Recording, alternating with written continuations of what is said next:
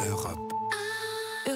On passe à l'économie, Emmanuel Dutheil. Faut-il s'inquiéter, dites-moi, pour Ariane Espace? La question se pose en tout cas, puisque Bruno Le Maire, le ministre de l'économie qui était hier sur Europe 1 au grand rendez-vous, a parlé de menaces pour l'avenir de la société. Qu'est-ce qu'il entend par là? Eh bien, si l'on en croit Bruno Le Maire, Ariane aurait raté les derniers virages technologiques et il cite toujours le même exemple, SpaceX, créé il y a une quinzaine d'années par le fantasque Elon Musk qui a aussi fondé les voitures électriques Tesla. En 2006, c'est Elon Musk qui avait lancé « Salut à tous, dans 5 ans, vous êtes morts ». À l'époque, le vieux monde de l'espace s'était gossé, un peu comme Eva Rock en ce moment.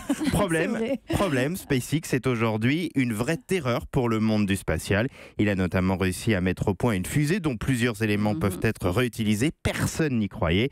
Et surtout, il propose des lancements à des prix défiant toute concurrence. Bon, et ça menace vraiment l'avenir d'Ariane? En tout cas, SpaceX a ringardisé Ariane 5, qui est pourtant l'une des fusées les plus fiables au monde.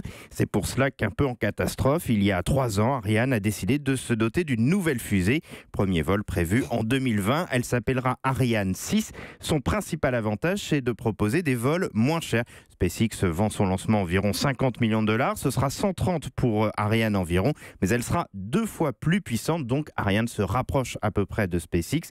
Mais en revanche, Ariane 6 n'est vraiment pas révolutionnaire d'un point de vue technologique. Et c'est ce que reproche Bruno Le Maire au groupe 1. Mais pourquoi Ariane ne s'est pas lancée dans une révolution technologique? Parce qu'ils étaient pris de court en 2014. Il a fallu trouver une réponse réaliste. Il avait fallu partir sur une fusée avec des éléments réutilisables. Il fallait tout changer. Et ça aurait pris une décennie. Et là, assurément, Ariane ne tenait pas. Mais aujourd'hui, je peux vous dire que chez Ariane, ils sont mobilisés. Je peux même vous dire ce matin qu'ils travaillent eux aussi sur des projets de réutilisables. Mais ça va prendre du temps. Et puis surtout, le défi n'est pas que technologique. SpaceX est très sponsorisé par le gouvernement américain qui paie plus cher ses propres lancements. Des lancements très nombreux en plus. Tous ces lancements sont fermés aux autres lanceurs, notamment Ariane. Ce qui n'est pas le cas du tout en Europe. SpaceX fabrique par ailleurs 80% de ses équipements dans son usine. Quand chez nous, il faut concilier 12 sites, projet européen oblige.